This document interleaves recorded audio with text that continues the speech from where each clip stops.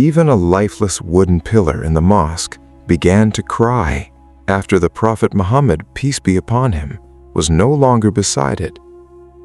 A sound like grief coming from something that was never meant to feel.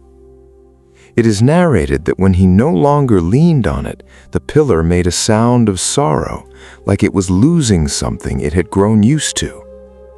If something without a soul reacted like that, then what about the people who lived, breathed, and walked every single day in his presence?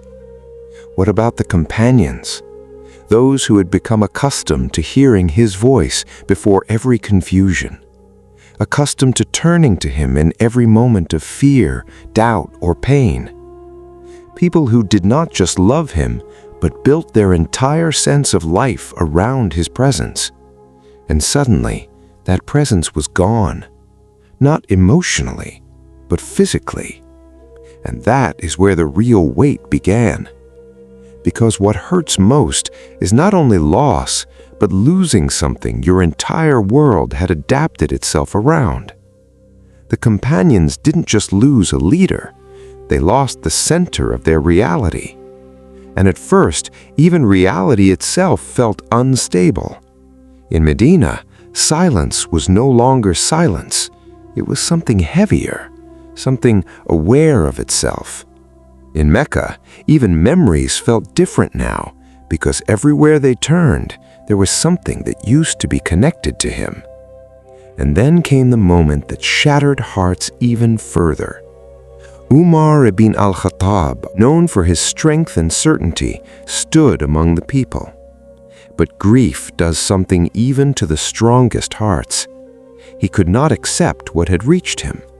He spoke with intensity, refusing to let reality settle. For him, it felt impossible. Not because he doubted Allah, but because love sometimes overwhelms understanding in the first moment of loss. And the people stood frozen between shock and silence, until Abu Bakr arrived. He did not rush. He did not raise his voice. He entered with a calmness that did not come from emotion, but from certainty. He went to confirm what had already become reality, then turned to the people, and everything changed the moment he spoke. His voice was not loud, but it carried something heavier than sound itself. Whoever used to worship Muhammad, then know that Muhammad has passed away. But whoever worships Allah, Allah is ever living and never dies. Silence fell again, but this time it was different. Because silence after truth is not confusion anymore, it is acceptance beginning to form. Then he recited the verse, Muhammad is no more than a messenger. Many messengers have passed away before him. If he dies or is killed, will you then turn back? And at that moment, something broke inside Umar. Not faith, but the weight of grief that had covered certainty for a moment. He said it himself later. It felt as if his legs could no longer carry him, because the verse he had always known had suddenly returned with full force, not as information, but as reality reclaiming the heart.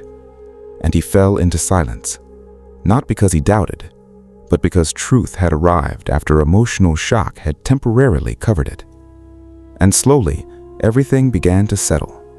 Not disappear, not heal instantly, but settle. Because Medina was no longer the same, neither was Mecca.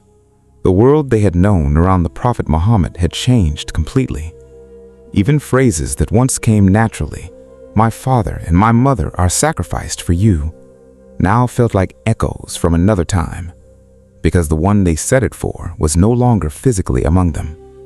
But what remained was something deeper than presence. It was memory. It was guidance. It was everything he had left behind. And over time, his companions began to understand something, slowly but deeply. They had not been left empty. They had been left with clarity strong enough to survive absence. So life continued, but not in the same way. Every prayer felt more intentional. Every memory felt heavier.